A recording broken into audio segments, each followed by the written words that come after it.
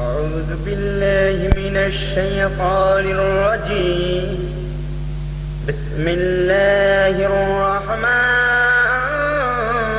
الرحيم.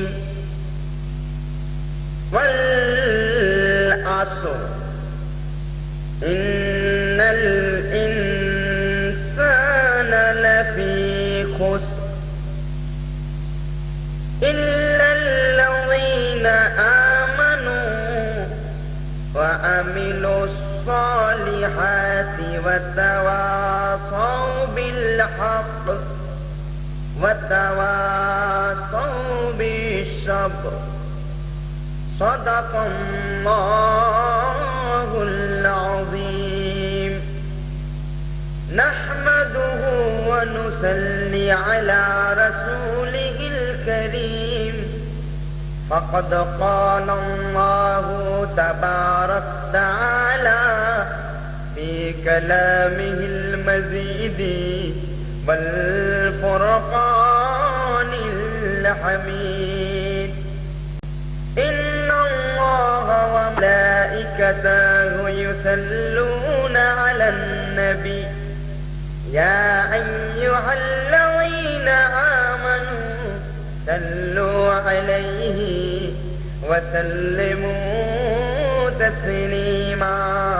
اللهم صل على سيدنا مولانا محمد وعلى آل سيدنا مولانا محمد.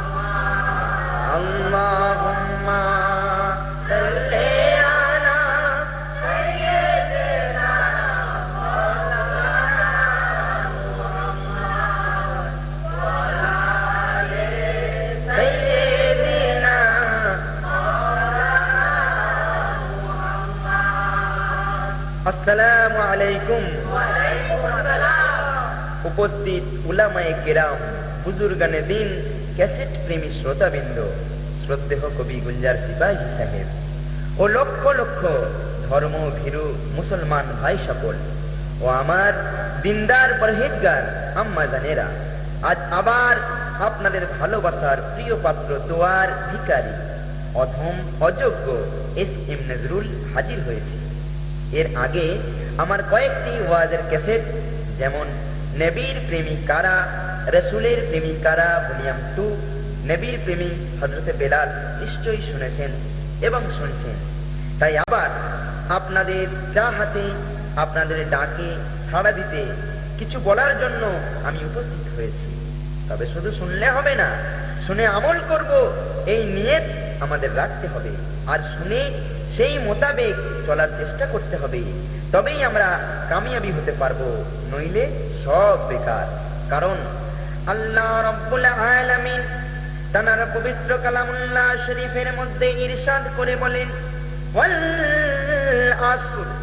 এর অর্থ হচ্ছে, আল্লাহ বলছেন, আল্লাহ রাব্বুল আলামিন বলেন, আমি আসরের কসম করে বলছি, ইন্নাল ইনসানা লাফি খুসর, নিশ্চয় সমস্ত ইনসান জাতি, মনুষ্য জাতি ক্ষতিগ্রস্তের মধ্যে।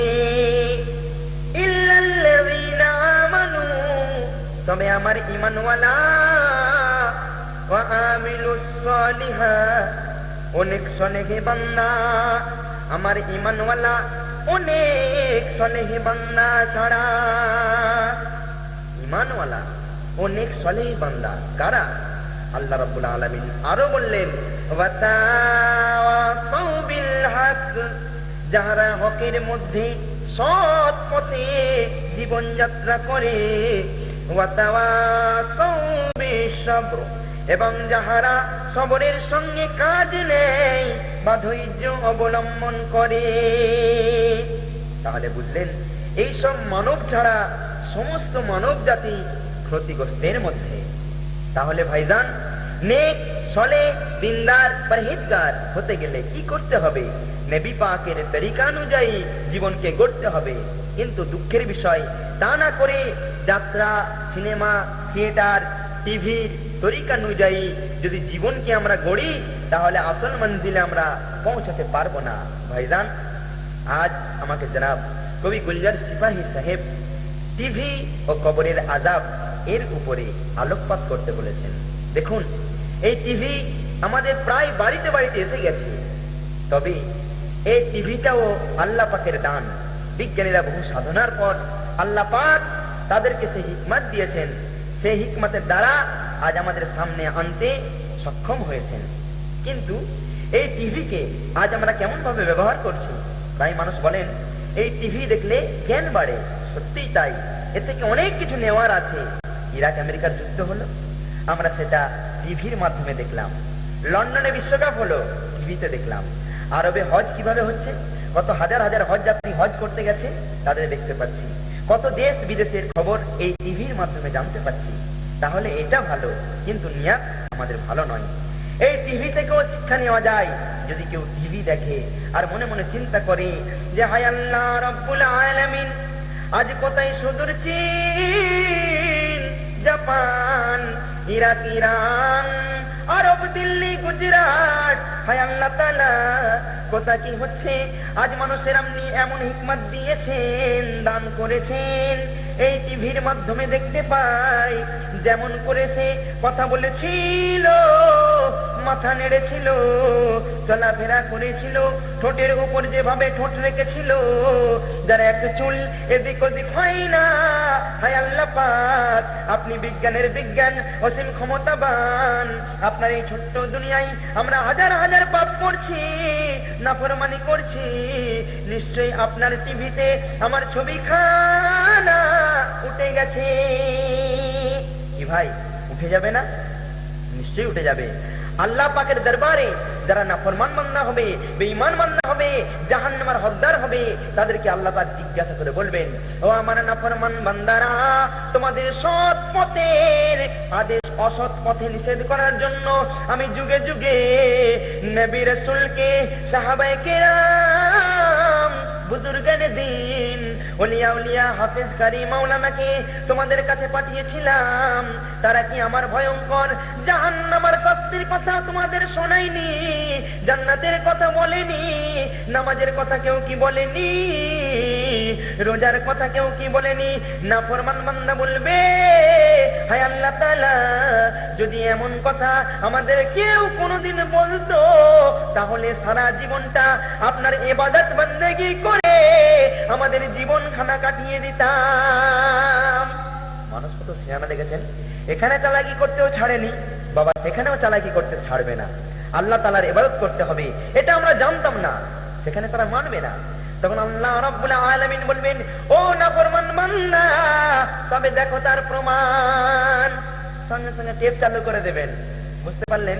এই যে আমরা এখানে এত কিছু দিনের কথা বলছি, অডিও ক্যাসেটের মাধ্যমে, আপনার টেপের মাধ্যমে শুনতে পাচ্ছেন। তো আল্লাহ রাব্বুল আলামিন, যিনি আপনাকে আমাকে সারা বিশ্বকে যিনি সৃষ্টি করেছেন, তিনি বিজ্ঞানের বিজ্ঞান, তিনি কত বড় হিকমত। তো সে আল্লাহ কি সেখানে বুঝতে পারবেন না? সেখানে টেপ চালু করে দেবেন গো, সে বান্দা বিশ্বাস করবে না, বলবে আয় আল্লাহ তাআলা। এমন নকল করে অনেকে আমাদের ওখানেও বলতো, নিশ্চয়ই আমার নকল করে গিয়ে অন্য লোক বলছে। বলবো, এটা তুমি বলছো না? বলছে না। তখন আল্লাহ রাব্বুল আলামিন বলবেন, ও নাফরমান বান্দা, তুমি অস্বীকার করবে, তবে দেখো দেখো, সঙ্গে সঙ্গে আল্লাহ তাআলা পর্দা খাটিয়ে দেবেন, এই টিভি বা ভিডিও চালিয়ে দেবেন। নাফরমান বান্দা দুনিয়ার জীবনে কেমন করে পাপ করেছিল, কেমন করে নারী দর্শন করেছিল, কেমন করে লুটতরাজ খুন করেছিল, সমস্ত পরিষ্কার হয়ে যাবে। তখন নাফরমান বান্দা আল্লাহ তাআলার দরবারে মুখ তুলে দাঁড়াতে পারবে না। বুঝতে পারলেন? তাহলে আমরা কি করছি গো, ভালো করছি কি মন্দ করছি, এটা আল্লাহর টিভিতে পরিষ্কার। তাহলে বলুন, এই টিভির শিক্ষা নিয়ে আমরা কতটা কামিয়াবির পথে আসতে পেরেছি? যত বেশি বেশি দেখছি আমরা টিভি, কবি বলছেন, যত বেশি বেশি দেখছি আমরা টিভি, ততই করছি দুনিয়াতে ভুরি ভুরি খারাপি। একটি ঘটনা শুনুন, কবি বলছেন, আপনারা সুরের মাধ্যমে শুনবেন? আচ্ছা আচ্ছা, ঠিক আছে। কবি বলছেন, যাবে জাহান্নাম,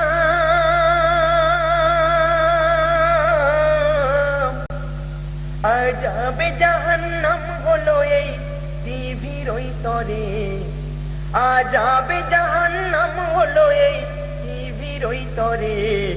এই ঘটনা ঘটেছিল ওই লাহোর শহরে, এই ঘটনা ঘটেছিল ওই লাহোর শহরে। যাবে জাহান্নাম হলো এই টিভির ওই তরে, এই ঘটনা ঘটেছিল ওই লাহোর শহরে, এই ঘটনা ঘটেছিল ওই লাহোর শহরে। মাহে রমজানের রোজা করে সকলে উপোস হয়ে বসে রয়েছেন। এক মা তার বেটিকে বলছে, বেটি শোনো বেটি, তোমায় একটি কথা বলি আজ, শোনো বেটি তোমায় একটি কথা বলি আজ। মা বেটিতে থেকে সাথে করি এসো কাজ, মা বেটিতে হাতে হাতে করি এসো কাজ। বেটি বলছে, আম্মি তুমি তো একাই করে নিতে পারবে, আমাকে ফের কেন ডাকছো? মা বলছে, মেহমান আসিবে আজকে বেটি,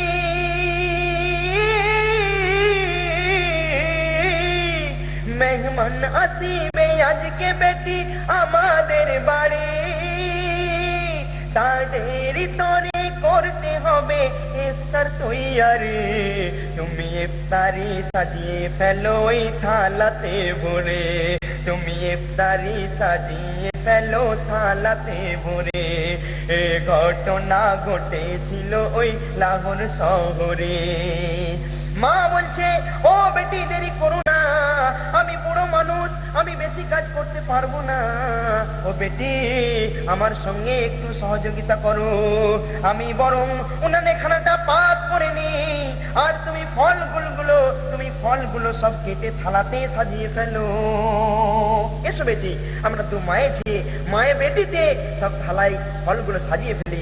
তখন বেটি বলছে, মা, বেটি বলে আম্মি গো, বেটি বলে এখন যাওয়া নাই যাবে, বেটি বলে এখন আমার দ্বারা ও কাজ না হবে, কারণ আজকে টিভিতে একটা সুন্দর প্রোগ্রাম হবে, আজকে টিভিতে একটা সুন্দর প্রোগ্রাম হবে।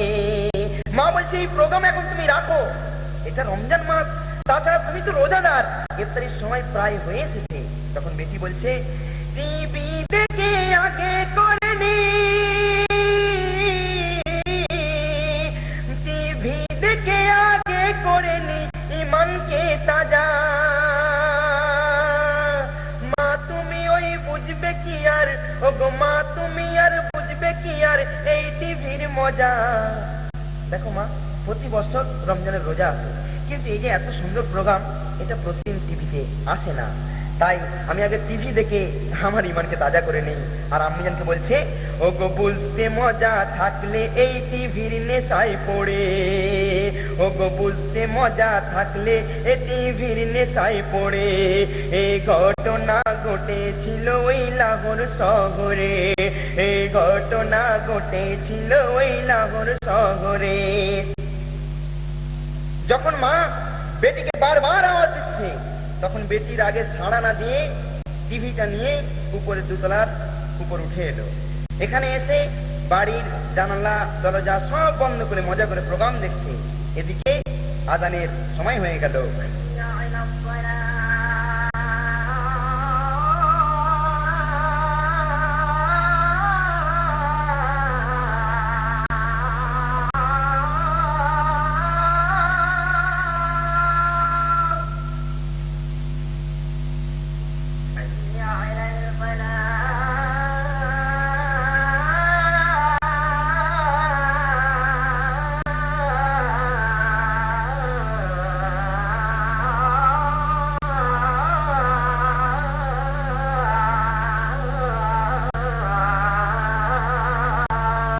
যে মেহমানগুলো আসার কথা ছিল সকলেই চলে এসেছে, ইফতারি সামানা নিয়ে যে যার বসে গেছে।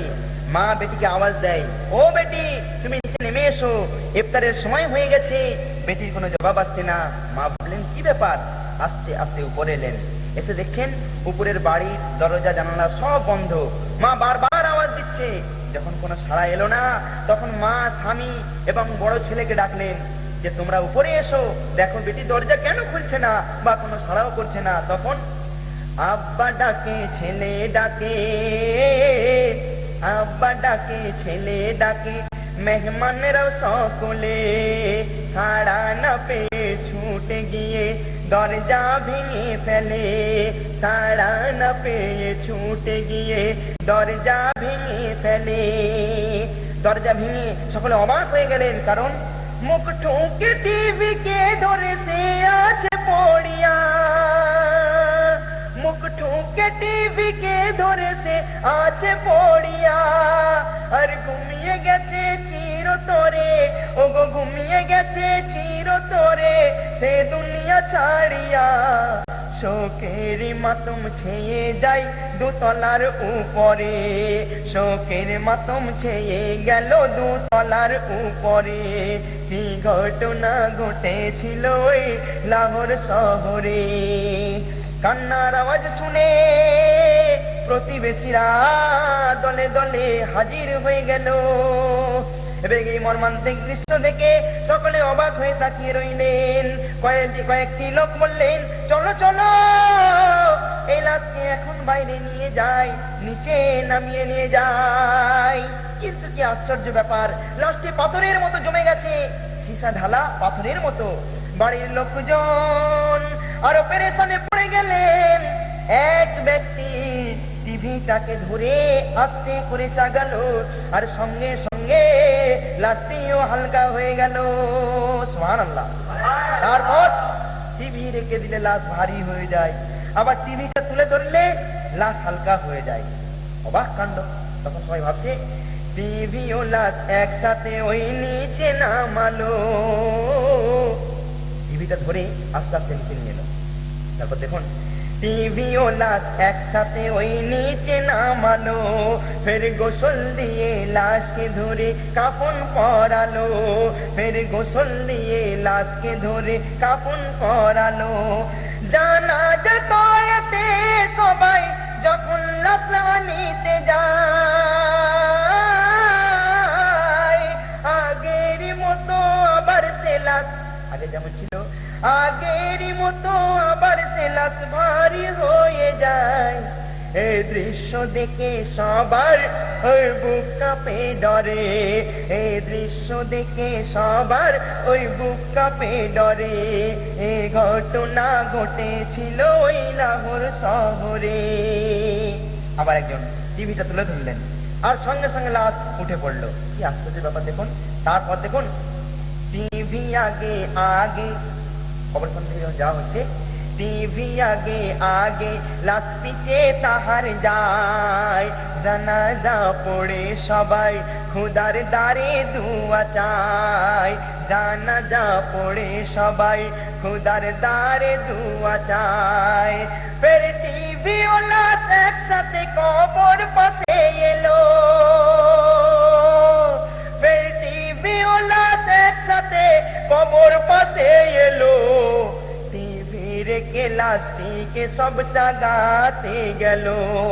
টিভিটা রেখে এবার ভাবছে, মানে কবরের কাছে নিয়ে গেছে তো টিভি কি একসঙ্গে দেওয়া হবে না, টিভিটা আলাদা রেখে লাশকে যখন নামাতে গেছে তারপর দেখছে হাজার কষ্ট করে ও লাশ তুলতে না পারে।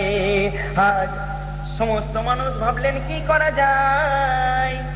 ইমাম সাহেব বললেন টিভি সহ নামাতে। তাই করা হলো, টিভি কবরে রাখা হলো, লাশটিও রাখা হলো। এবার একদিক থেকে মাটি দেওয়া শুরু হলো, অনেক লাশ ঢাকা পড়ে গেছে। এবার অনেকে বললেন এবার টিভিটা তুলে নেওয়া হোক। তারপরে যখন টিভিটা তুলতে গেলেন দেখলেন এক আশ্চর্য ব্যাপার। সেটা কি? ছন্দে শুনুন, কবি বলছেন, আস্তে করে টিভিটি যখন তুলতে গেল, আস্তে করে টিভিটি যখন তুলতে গেল, বাঁশের খাঁচা ভেঙে লাশটি উঠে এলো। সেই বাঁশের খাঁচা ভেঙে লাশটি উঠে এলো। সমস্ত মানুষ অবাক। এবার তারা ঠিক করলেন টিভি লাশ একসাথে কবরে রেখে ইট সিমেন্ট দিয়ে ভালো করে কবরটাকে বন্ধ করে দেওয়া হবে। তাই করা হলো। এক কোণে শুধু একটু ফাঁকা রাখা হলো। সম্পূর্ণ যখন হয়ে গেল তখন সবাই ঠিক করে নিলেন এই কোণ থেকে আস্তে করে এবার টিভিটা তুলে নেওয়া হোক। যেই তুলে নিলেন আবার ইট সিমেন্ট ফুঁড়ে লাশ উপরে ছিটকে বার হয়ে এলো। সমস্ত মানুষ বলছেন হায় আল্লাহ, এ কি মুসিবত। তারপর সবাই বললো টিভির সঙ্গে যখন এর মৌত হয়েছে অতএব টিভির সাথেই থাক বলে তাকে এই টিভির সাথেই দাফন করে দিল। এবার বলুন, এখন খোদা জানে এই নারীর এবার কি আঞ্জাম হতে পারে বলুন। তাই কবি বলছেন, দিনে রাতে ইবাদতে করে যাও স্মরণ, দিনে রাতে ইবাদতে করে যাও স্মরণ, সাথী এমন করো এমন, ওগো সাথী এমন করো যেমন না হয় সাজার কারণ, সাথী এমন করো যেমন না হয় সাজার কারণ। টিভি হতে যত দূরে ওই থাকবে সরে হবে গো ভালাই, হাসর মাঝে খুদার কাছে, ওগো হাসর মাঝে খুদার কাছে লাজ না পেতে হয়। হেফাজত করো খুদা এই কবে গুলজারে, হেফাজত করো খুদা এই কবে গুলজারে। এ ঘটনা ঘটেছিল ওই লাহোর শহরে, আযাবে জাহান্নাম হলো এই টিভির ওই তরে। এ ঘটনা ঘটেছিল ওই লাহোর শহরে, এই ঘটনা ঘটেছিল ওই লাহোর শহরে। এবার ভাবুন ওই নারীর কি সাজা হতে পারে, কি আঞ্জাম হতে পারে। আল্লাহ তাআলা এ থেকে শিক্ষা নেওয়ার জন্য এমন আলামত আমাদের দেখালেন। এতেও যদি আমরা না বুঝতে পারি এটা আমাদের দুর্বলতা।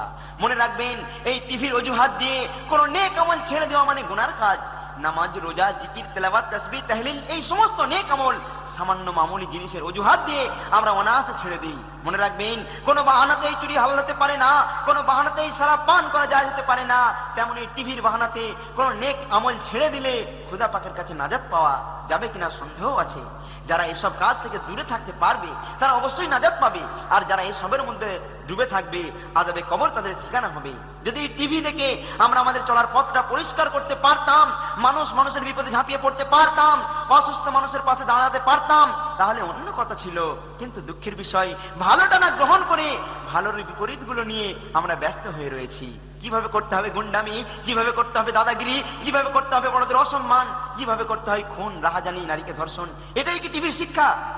উত্তর কলিকাতার এক এলাকায় এক ছেলে, মার এক ছেলে বড় কষ্টে লেখাপড়া শিখিয়ে উচ্চ শিক্ষায় শিক্ষিত করেছেন মা। সেই ছেলে পড়াশোনা শেষ করে বাড়িতে এসে বিশ্বকাপ ভারত পাকিস্তানের ফাইনাল খেলা দেখছে টিভিতে। বাড়িতে মা অসুস্থ, মা উঠতে পারছে না। মা বলছে, খোকা আমাকে পাশের দোকান থেকে একটু ওষুধ এনে দিবি বাবা, আমার বড় কষ্ট হচ্ছে। ছেলে বলছে, মা খেলা দেখছি, দেখতে পাচ্ছ না? মা বলছে, বাবা ওষুধটা এনে দিয়ে খেলা দেখবি, একবার জানা বাবা, আমার খুব কষ্ট হচ্ছে। ছেলে মার কথা গ্রাহ্য করলো না। অবশেষে মা কেসে কেসে ওষুধ না পাওয়ায়, একটু জল পানি না পাওয়ায় মৃত্যুবরণ করলো। এবার চিন্তা করুন, ও আধুনিক যুগের নবশিক্ষিত যুবক, এই টিভি তোমাকে এই শিক্ষা দিল যে তোমার মা থেকে এই টিভি দেখাটা বড় মনে হলো। আজ এই টিভিতে যারা অভিনয় করছে হিরো হিরোইন, যেরকম নগ্ন পোশাক পরে টকবকে যৌবন নিয়ে অশ্লীল জঘন্য স্রোতের টানে ভেসে যাচ্ছে, সেই ধরনের পোশাক পরে আজকের যুবক যুবতীরা বাস্তবেই তারা ভাসতে চায় এবং তারা ভাসছেও। এই সভ্য সমাজকে অসভ্য সমাজে পরিণত করে দিচ্ছে। যেসব পোশাক শরীয়তে নিষেধ রয়েছে এমন পোশাক ব্যবহার করছে। আমাদের আর লজ্জা নাই, লজ্জা শরমের মাথা তো আমরা খেয়ে বসে আছি। হাদিস পাকের মধ্যে আমার নবী পাক তানার পাক ফিরি জবানে পাক জবানে ঘোষণা করে বলেন, আল হায়াউ নিসফুল ঈমান। আমার নবী পাক সোনার জবানে বলেন, যারা চোখের পর্দা করে, মনের পর্দা করে, হাতের পর্দা, পায়ের পর্দা করে, মুখের পর্দা করে, কানের পর্দা করে, আল্লাহর নবী বলেন তারাই হলো আমার ঈমানওয়ালা উম্মাত, উম্মতি। তারাই হলো ঈমানওয়ালা। কারা ঈমানওয়ালা গো? যারা সমস্ত অঙ্গ প্রত্যঙ্গকে পর্দা করে, হেফাজত রাখতে পারে, তাই ভাই আমার, আমাদের পেঁয়াজ হতে হবে, রসুন হতে হবে। আমার নবী পাক বলেন, পেঁয়াজের খোলা ছাড়ানোর পর যেমন তার ভেতরটা চকচক ঝকঝক করতে থাকে, রসুন ছাড়ানোর পর তার গাটা যেমন চকচক ঝকঝক করতে থাকে, সেই রূপ যদি আমার উম্মত উম্মতিরা নিজেদের শরীরটাকে পর্দা করে, হেফাজত করে, সমস্ত অঙ্গকে ঢেকে রাখে, তাদের কলবেতে নূর জারি হয়, তাদের কলবেতে, তাদের কলবের দিলের ময়লা খানা দূর হয়ে যায়, তারা আমলিয়াতের দরজাতে তারা পৌঁছে যায়। আচ্ছা ভাই, আমরা সবাই তো ভালো চাই নাকি ভাই? আমরা ভালো চাই তো। একটা নারী যদি পর্দা পুশিদার মধ্যে থাকে, সে কালো হোক, টেরা হোক, অন্ধ হোক, সবাই কিন্তু মনে মনে কতই না সুন্দর, এটা সবাই কল্পনা করবে, করবে না? সবার চাহিদা তার উপরে রয়ে যাবে, যাবে না? নিশ্চয়ই যাবে। একটা উদাহরণ স্বরূপ ধরুন, একটি মিষ্টির দোকানে একই মিষ্টি পাওয়া যাচ্ছে, কিন্তু সেগুলো দু রকম ভাবে দু জায়গায় রাখা হয়েছে। একটি কাঁচের ভেতরে যত্ন করে, আর একটি বাইরে খোলা জায়গায় রাখা হয়েছে।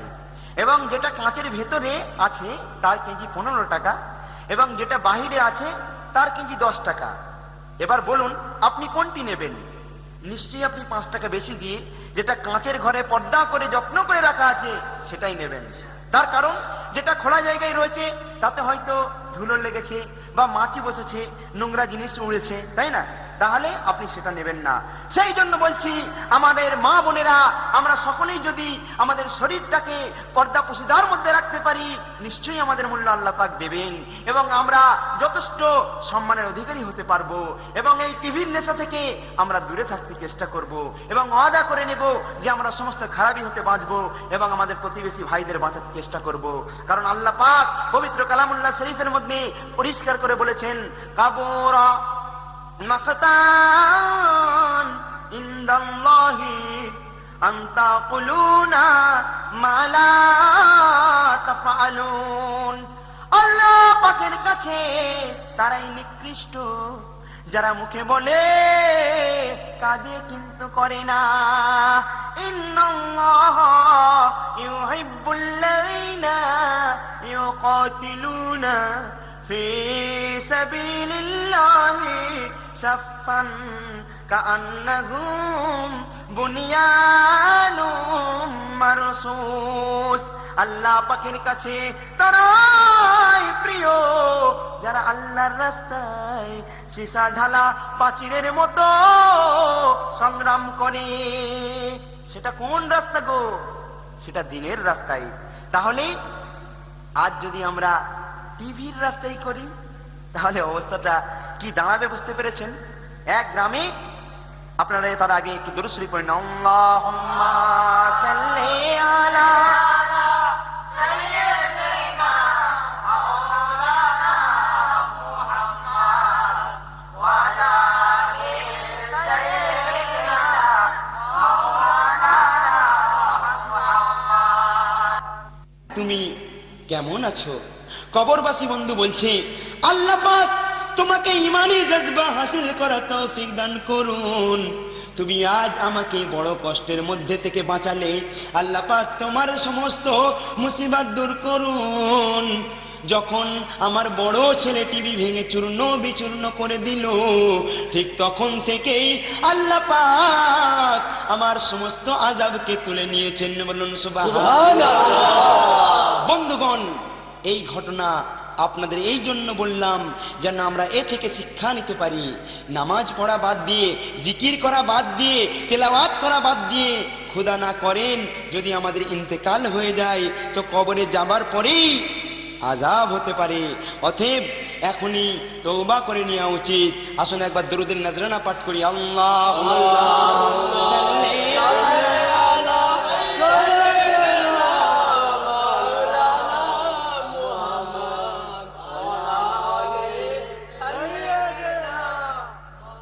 এক গ্রামে দুই বন্ধু থাকতো। এক বন্ধু বিরাট পয়সাওয়ালা, আর এক বন্ধু নিঃস্ব গরিব। পয়সাওয়ালা বন্ধুর 7টি বিবি, 8টি ছেলে এবং 9টি মেয়ে। তার গাড়ি বাড়ি, জহরত শহরত কোনো কিছুর কমতি ছিল না। রঙিন টিভি, ভিসিআর সবকিছু ছিল। আর গরিব বন্ধুর একটি ছোট্ট কুঁড়ে ঘর ও একটি পুত্র সন্তান ও বিবি, সংসারে মোট জনসংখ্যা 3 জন। পয়সাওয়ালা বন্ধু তার এক ছেলেকে ডাক্তারি পড়তে দিয়েছেন, এক ছেলেকে ইঞ্জিনিয়ার, এক ছেলেকে ব্যারিস্টার, এইরূপ প্রত্যেক ছেলেকে বড় বড় লাইনে জুড়ে দিয়েছেন। আর গরিব বন্ধু তার সন্তানকে একটা ছোট্ট মাদ্রাসায় ভর্তি করে দিয়েছেন। দিনই তালিমে সেই ছেলেটি আস্তে আস্তে বড় হয়ে উঠছে।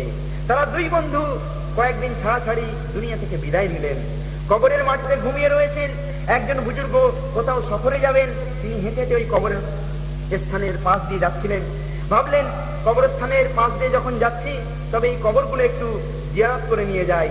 এবার জিয়ারত করতে গিয়ে তিনি ঘুমিয়ে পড়লেন এবং তিনি ঘুমের মধ্যে স্বপ্নের মাধ্যমে দেখতে পেলেন সেই পয়সাওয়ালা বন্ধুকে।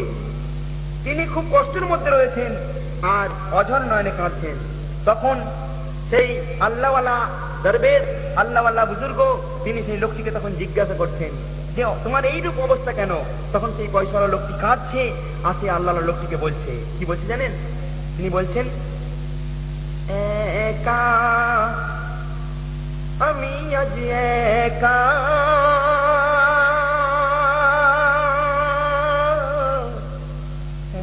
একা আমি আজ একা গো আধারে, কেমন করে থাকবো পড়ে বলে আপনি দিন না মরে, এই ছোট্ট কবরে একা আমি আজ একা, একা। সেই মুর্দা, সেই কবরবাসী, সে বলছে যে দেখুন আমাকে যখন মাটি দেওয়া হলো, মানুষ যখন মাটি দিয়ে 2.5 কদম আগিয়ে গেল, এমন সময় দুটো ফেরেশতা এলো, তাদের নাম মুনকার নেকির। তারা এসে আমার রুহে ফুঁক দিল, আমি জিন্দা হয়ে গেলাম। আমি যেন ঘুমিয়েছিলাম, যখন ঘুম ভাঙলো তারপর দেখি মৌতের ঘুম ভেঙে যাওয়ার পরে দেখি ভয়ঙ্কর জন্তু মোরে ঘিরে, মৌতের ঘুম ভেঙে যাওয়ার পরে দেখি ভয়ঙ্কর জন্তু মোরে ঘিরে। আর কি দেখলাম? কে পায়ে শিকল আটা, মুখে বড়শি গাতা, পায়ে শিকল আটা, মুখে বড়শি গাতা, সর্প বিচ্ছুতে যায় মোরে দংশন করে, যন্ত্রণাই যাই যে মোরে আজ একা আমি আজ একা, একা। সেই সাপ, যে সাপটি ওই লোকটিকে দংশন করে, সেই সাপ দুনিয়ার জমিনে যদি একবার নিঃশ্বাস ছাড়তো, সারা বিশ্বের মানুষ ওই নিঃশ্বাসে জ্বরে যেত। ওই সাপ একবার কামড়ালে 500 বছর ধরে যন্ত্রণা থাকবে। সেই সাপ 500 বার 70 বার করে ওই লোকটিকে কামড়াতে থাকবে। লোকটি আর সহ্য করতে পারবে না, বলবে ওগো সাপ, ওগো সর্প, তুমি কেন আমায় এত কষ্ট দিচ্ছ? তখন ওই সর্প বা সাপ ও বলবে যে দেখুন আপনি নাফরমান বান্দা, আপনি আল্লাহ তাআলাকে যেমন কর্ম করেছেন তার ফল তেমন ভোগ করতেই হবে, তাছাড়া আল্লাহ পাকের হুকুম আমাকে তো করতে হবে ভাই, এখানে কোনো কিছু করার নাই। সঙ্গে সঙ্গে লোকটি বলবেন, ও দুনিয়ার জমিনের মানুষ, ও দুনিয়া, দুনিয়া, আমি তোমাকে বড় মহব্বত করে, আমি বড় ভালোবেসে বুকের মধ্যে আঁকড়ে জড়িয়ে ধরেছিলাম। আমি তোমার জন্য টিভি করেছি, আমি তোমার জন্য ভিসিআর করেছি, আমি তোমার জন্য গাড়ি করেছি, বাড়ি করেছি, বালাখানা করেছি, অট্টালিকা করেছি, আমি তোমার জন্য কি না কি করেছি, আমি তোমাকে এত কিছু দিয়েছি, বিনিময় আমায় তুমি কি দিলে? লোকটি বলবে, হাই দেখুন আল্লাহওয়ালা বুজুর্গ, আপনি শুনুন, আমার 7টা বিবিরা ছিল, আমায় ছাড়া যাদের বিন্দু মাত্র চলতো না, আমার 9 টুকরা ছেলে মেয়ে, আজ তারা কোথায় আপনি বলতে পারবেন? আর কাঁদছেন, আবার বলছেন, কোথায় গেল আমার পিয়ারি বিবিরা, কোথায় গেল আমার স্নেহের ছেলে মেয়েরা?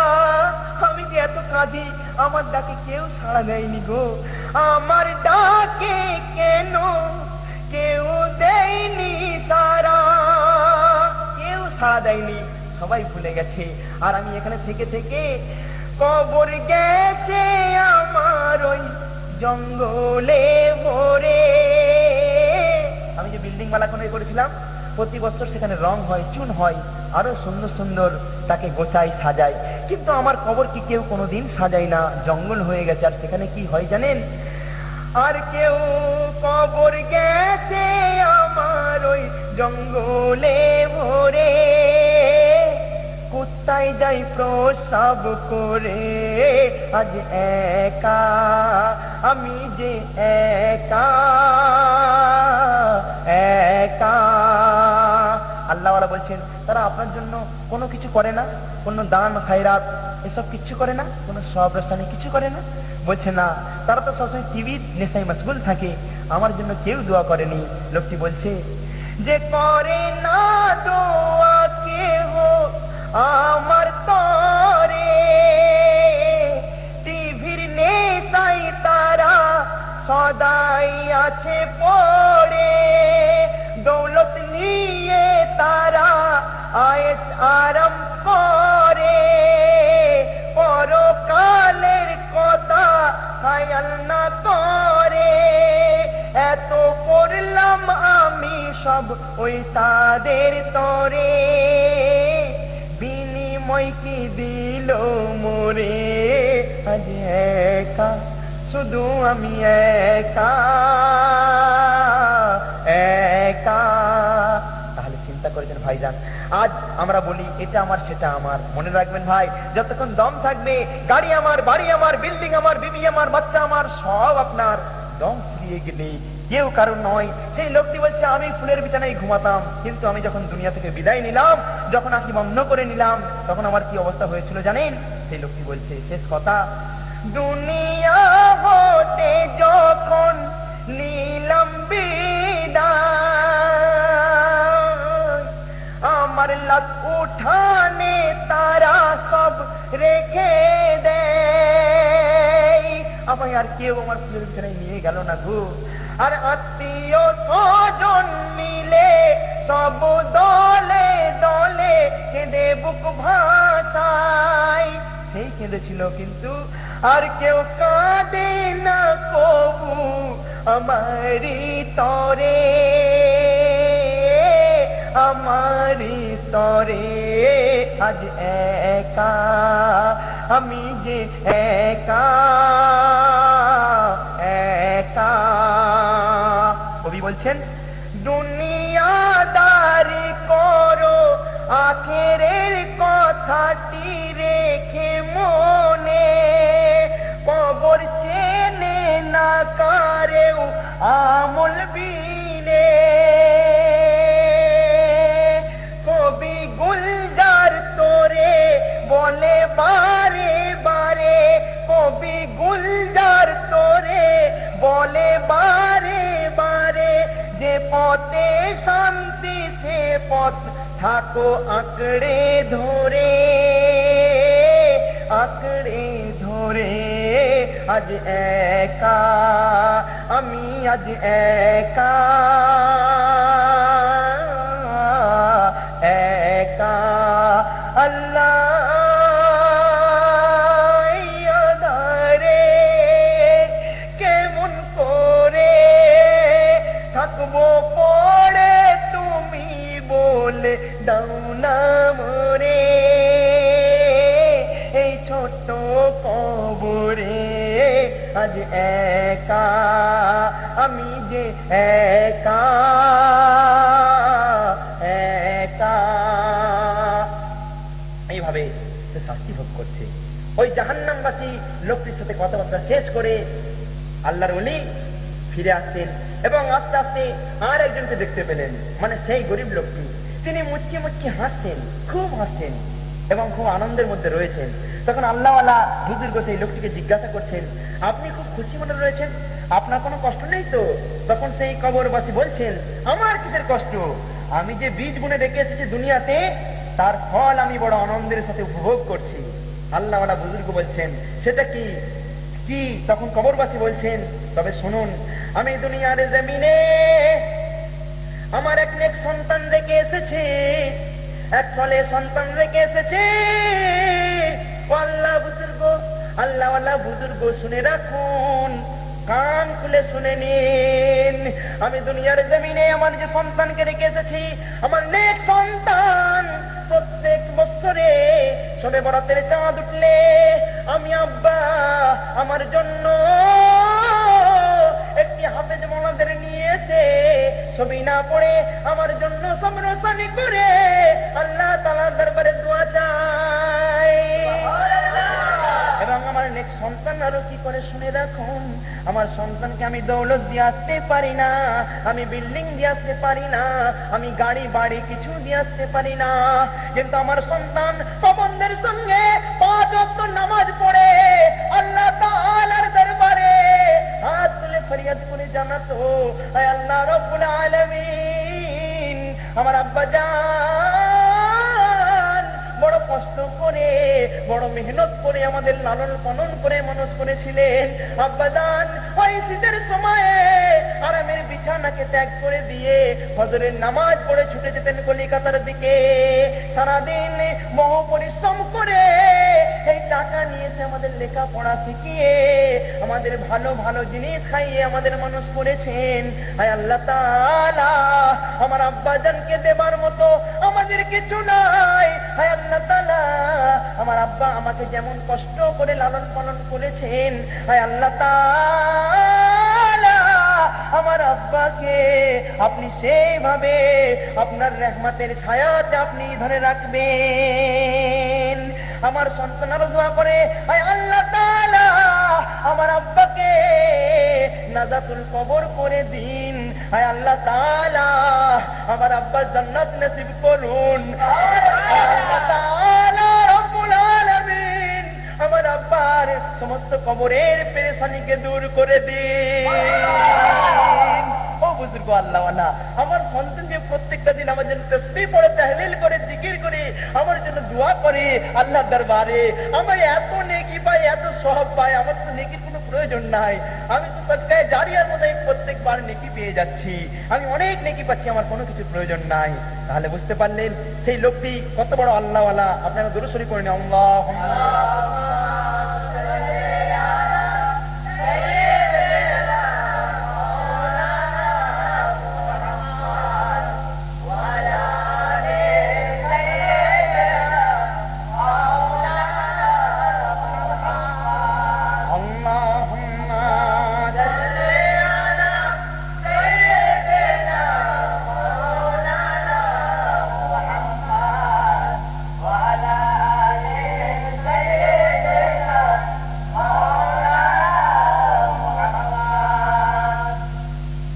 দেখুন, টিভি তো থাকবেই, কারণ শয়তান আমাদের প্রত্যেকের শিরা উপশিরায় হার জায়গায় বিরাজ করছে।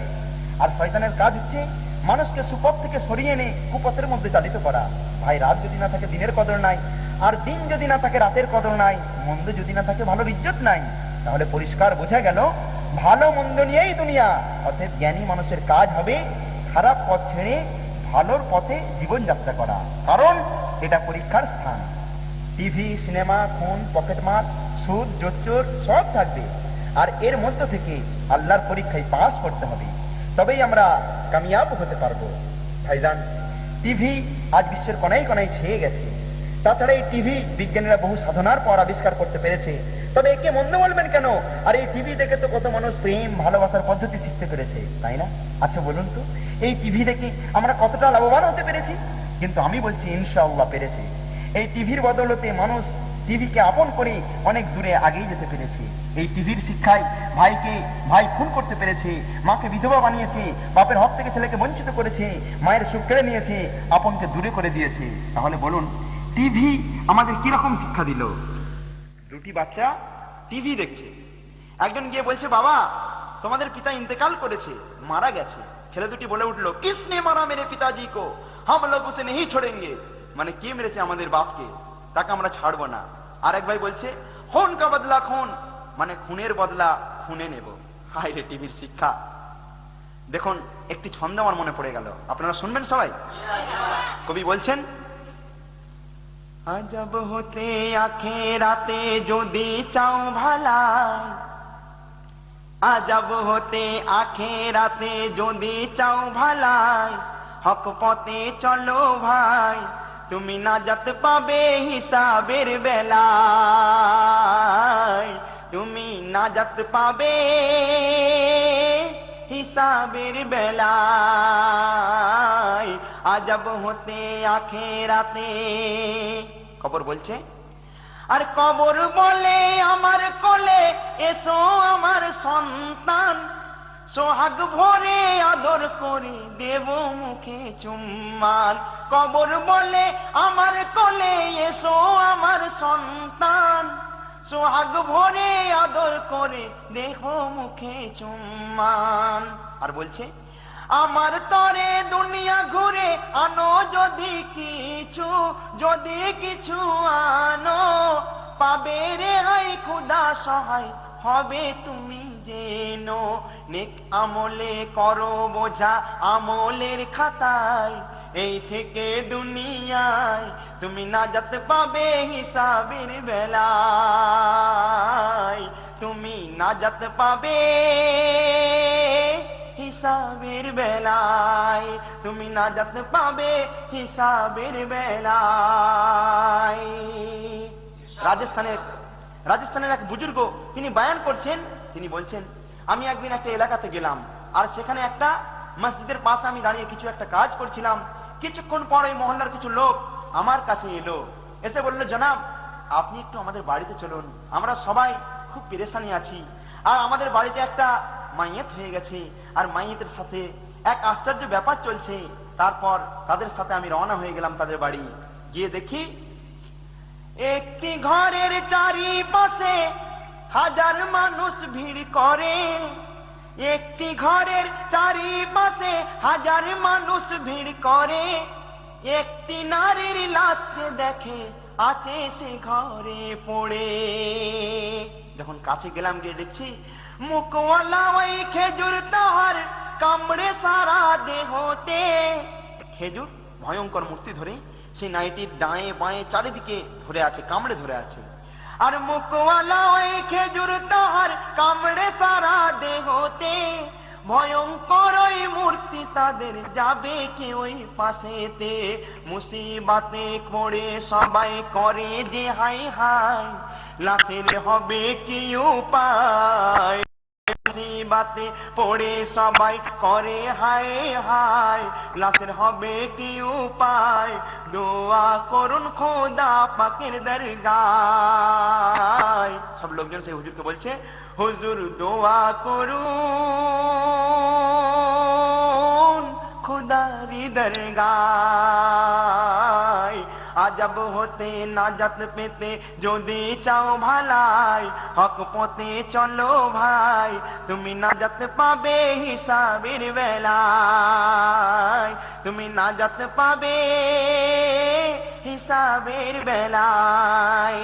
প্রথমে লাশটিকে দেখে আমার মনে হয়েছিল যে নিশ্চয়ই এনে কোনো বদ আমল বা কোনো বড় গুনার কাজ। তখন আমি সবাইকে ডাকলাম, তারপর সদল বয়ে পাটি মেলে বসে গেলাম সবাই। কোরআন পড়ে জিকির সেরে দরবারে ফানা চাই, কোরআন পড়ে জিকির সেরে দরবারে ফানা চাই। ঘন্টার পর ঘন্টা যখন দোয়া কালাম চলে, অশ্রু মুছে নয়ন খুলে সকলেই লাশ পরে চোখ ফেলে, অশ্রু মুছে নয়ন খুলে লাশ পরে চোখ ফেলে। খেজুর গুলো লাশকে ছেড়ে ঘরের কিনারায় সব জমা হয়ে যায়, খেজুর গুলো লাশকে ছেড়ে ঘরের কিনারায় সব জমা হয়ে যায়। সবাই ভাবে রহমত ভারী ঝরে যেন সে থায়, রহমত ভারী ঝরে যেন সে থায়। আজব হতে আখেরাতে যদি চাও ভালাই, হক পথে চলো ভাই, তুমি নাজাত পাবে হিসাবের বেলায়। তারপর লাশকে ধরে সবাই ওরে বাহিরে নিয়ে এলো, গোসল দিয়ে দেহে তার কাফন খানা পরিয়ে দিল। লাশকে ধরে সবাই ওরে বাহিরে নিয়ে এলো, গোসল দিয়ে দেহে তার কাফন খানা পরিয়ে দিল। তারপর জানাজার ওই নামাজ পড়ে কবর দেবার তরে, জানাজার ওই নামাজ পড়ে কবর দেবার তরে, গিয়ে দেখে খেজুর গুলো কবর কে আছে ঘিরে, গিয়ে দেখে খেজুর গুলো কবর কে আছে ঘিরে। লাশ নিয়ে গেছেন, মাটি দেওয়া হবে, কবরে শোয়ানো হবে, সেখানেও খেজুরগুলো হাজির হয়ে গেছে। তখন ভয়ে সবাই তাড়াতাড়ি লাশকে ধরে ভাই তার ভেতর দিয়ে দেয়, ভয়ে সবাই তাড়াতাড়ি লাশকে ধরে ভাই তার ভেতর দিয়ে দেয়, মাটি দিয়ে সব ছুটে পালিয়ে যায়, মাটি দিয়ে সব ছুটে পালিয়ে যায়। আজব হতে আখেরাতে দাপন সেরে আবার ফিরে, যখন ওই দৃশ্য হলো তখন সকলেই কি করলো, তাকে তাড়াতাড়ি করে মাটি দিয়ে দিল, দিয়ে সবাই আস্তে আস্তে যে যার বাড়ি ফিরে চলে গেল। তো বুজুর্গ বলছে আমি কিন্তু বাড়ি গেলাম না, আমি ভাবলাম যে দেখতে হবে এর কারণ কি, এই সাজার কারণ কি। তখন সে বুজুর্গ বলছেন আর দাফন সেরে আবার ফিরে গেলাম তাদের বাড়ি, সেই মেয়েটার জননীকে কাছে ডেকে বলে মা তোমায় জিজ্ঞেস করে, জননীকে কাছে ডেকে বলে মা তোমায় জিজ্ঞেস করে, মেয়ে তোমার হায়াত কালে কি আমল করি তো, কলমা রোজায় পাঞ্জে গানাই ডুবে কি থাকে তো, কলমা রোজায় পাঞ্জে গানাই ডুবে কি থাকে তো, কিসের নেশায় থাকতো সে হাই বলো না আমায়, মাগো সাজা কেন এত হয়, কিসের নেশায় থাকতো সে হাই বলো না আমায়, সাজা কেন এত হয়, মুক্তি কি তার মিলবে গো সে থায়, মুক্তি কি তার মিলবে গো সে থায়, আজব হতে আখেরাতে। এর উত্তরে জননী কই মেয়ে আমার ভালো মোটেও ছিল না, নামাজ রোজার পাশে কবু ঘেঁষতে তারে দেখি না, জননী কই মেয়ে আমার ভালো মোটেও ছিল না, নামাজ রোজার পাশে কবু ঘেঁষতে তারে দেখি না। তবে সে রূপসী ছিল বলে তার মনে অনেক অহংকার ছিল, তাই মা বলছে রূপসী ছিল বলে, ও গো রূপসী ছিল বলে অহংকার সদা করিত, পাতলা কাপড় পরে পর পুরুষের সাথে ঘুরিত, পাতলা কাপড় পরে পর পুরুষের সাথে ঘুরিত, কিন্তু টিভির নেশায় থাকতো ডুবে প্রতি রাত দিন প্রায়, টিভির নেশায় থাকতো ডুবে প্রতি রাত দিন প্রায়, ওর টিভি দেখা চায় কালাম খোদার বিশ্বাস করতো না, ও কালাম খোদার বিশ্বাস করতো না। তবে আমার মনে আছে তার মা বলছে একদিন বাড়িতে বসে মজায় ও টিভি দেখতেছিল, একদিন বাড়িতে বসে মজায় টিভি দেখতেছিল, মাগরিবের ওই আজান মসজিদে শুরু হয়ে গেল,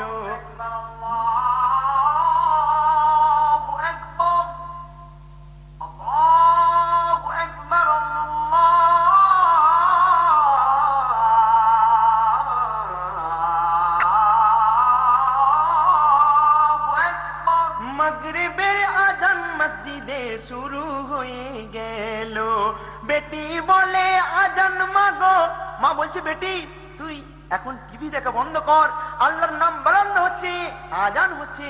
তার উত্তরে বেটি বলছে, বেটি বলে আজান মাগো রোজ তুমি শুনতে পাবে, এমন মজার প্রোগ্রাম মাগো রোজ টিভিতে না হবে। আজান শুনবে না বলে সে সাউন্ড জোরে দেয়, আজানকে তুচ্ছ ভেবে নেয়, সেই কারণে সাজা বুঝি তার হয়, সেই কারণে সাজা বুঝি তার হয়। ভাইজান মনে রাখবেন, যখন কোনো মানুষ টিভিতে মশগুল হয়ে যায়, দিওয়ানা হয়ে যায়, তখন সে দিনকে পরোয়া করে না। আল্লাহ পাক এইসব জিনিস থেকে আমাদের প্রত্যেককে যেন হেফাজত করেন এবং ইবাদত বন্দেগীতে মশগুল থাকার তৌফিক যেন আমাদের সকলকে দান করেন, বলুন আমিন। এবং আমার ক্যাসেট প্রেমী শ্রোতা ভাইদের অনুরোধ করব, আপনারা যারা এই টিভি ও কবরের আযাব ক্যাসেটটি শুনলেন, আপনাদের মতামত জানাবেন চিঠির মাধ্যমে, এবং টিভি ও কবরের আযাব এই ক্যাসেট ভলিউম 2 এর জন্য অপেক্ষায় থাকবেন। আপনাদের নিকটবর্তী প্রতিটি ক্যাসেট দোকানে খোঁজ নেবেন যে কবে ভলিউম 2 রিলিজ হবে, এবং আরো সত্য ঘটনা সুন্দর করে আমার কবি গুলজার সিপাহী সাহেব তুলে ধরবেন ইনশাআল্লাহ।